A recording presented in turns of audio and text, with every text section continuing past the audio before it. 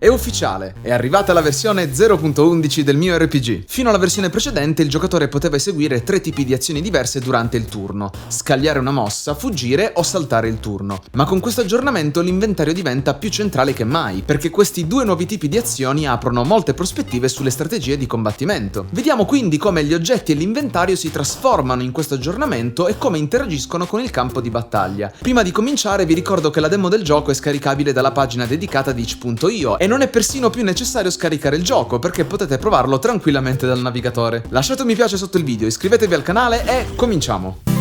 Una novità molto importante che è alla base delle modifiche all'inventario è la possibilità che degli oggetti possano apparire casualmente in una o più caselle del campo di combattimento. Per ora non hanno animazioni, però emettono questo luccichio molto carino. Ogni oggetto possiede uno o più effetti che di fatto impongono degli stati di alterazione ai personaggi o ai nemici. Dunque parliamo sia di effetti negativi sia di effetti positivi. E l'impatto di questa novità sull'esperienza di combattimento è molto rilevante, perché attivare l'oggetto giusto al momento giusto potrebbe invertire le sorti delle battaglie più ardue. Alcuni fra questi oggetti infatti saranno fabbricabili a partire da oggetti più semplici, oppure acquistabili da negozi e carovane, o ancora essere trovati in aree nascoste della mappa di gioco. Arriviamo così al primo dei 2 nuovi tasti del pannello di azione, cioè Prendi. Questo tasto permette di impiegare il turno di un personaggio per raccogliere l'oggetto che si trova sulla sua stessa casella. Ciò nonostante, quell'oggetto poi è utilizzabile da tutti i personaggi perché l'inventario è unico. E il secondo nuovo tasto è proprio Zaino. Però non questo zaino, non quello della versione precedente quantomeno. E sì, perché l'inventario è stato completamente rifatto per supportare le nuove funzionalità di questo aggiornamento. L'interfaccia è completamente nuova, come vedete, e gli oggetti sono divisi in schede. Nella scheda storia saranno contenuti gli oggetti non consumabili importanti per la trama, mentre le altre 3 sono utili anche in combattimento. Nella scheda risorse, oltre agli oggetti generici, potete anche trovare gli oggetti lanciabili. Nella scheda cura ci saranno oggetti per il recupero della vita e dei punti magia, e nella scheda stato tutti gli oggetti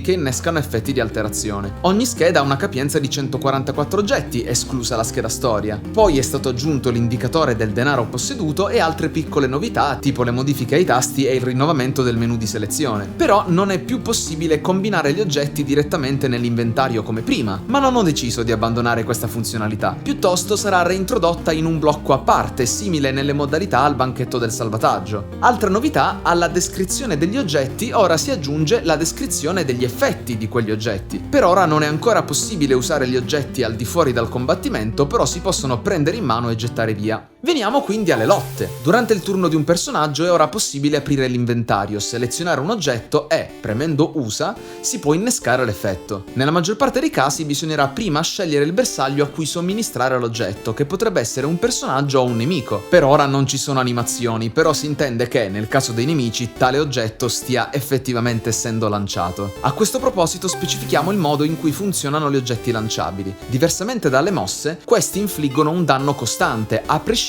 dalle statistiche nemiche, e non hanno un limite di gittata, però non fanno arretrare il bersaglio. Per questa ragione potrebbero essere una valida alternativa alle mosse nel caso in cui un nemico fosse molto lontano. Ma abbiamo parlato un po' troppo di teoria. Nella pratica mi sono impegnato ad aggiungere una buona quantità di oggetti che potete già divertirvi a usare nelle lotte. Questi oggetti saranno all'interno del gioco finale, anche se ovviamente non sarà possibile trovarli tutti nella stessa zona come adesso, e alcuni saranno molto più rari di altri. Giusto per citarne alcuni, abbiamo per esempio lo Zeten, un fiore delle cavità sotterranee che ripristina immediatamente 3 punti magia ma riduce del 15% la difesa per 2 turni. Oppure la Nioneia, una pianta alcolica che, se lanciata su di un nemico, ne riduce la precisione del 50% per 3 turni. Ultimo esempio, il Fai Kumite cotto, che ripristina 24 punti vita e si ricava cucinando la pianta di Fai Kumite, la quale invece, consumata cruda, ha dei benefici nettamente inferiori. In definitiva, tramite l'inventario è possibile curare i propri personaggi e potenziarli, indebolire i nemici o lanciare loro oggetti per infliggere danno. Con questo penso che il combattimento abbia acquisito un bel po' di complessità in più. Perciò, anche se siamo ancora in alfa, stiamo cominciando a mettere un bel po' di carne al fuoco. Provate il gioco su Itch e fatemi sapere che ne pensate lasciando un commento sotto il video o nella pagina stessa del gioco. Soprattutto se trovate delle falle da correggere, perché è altamente probabile che ce ne siano. E se vi chiedo di iscrivervi al canale non è tanto per abitudine, ma perché nei prossimi giorni usciranno tanti altri video su questo aggiornamento 0.11, del quale c'è ancora molto da scoprire. Perciò ci vediamo la settimana prossima. Ciao ciao!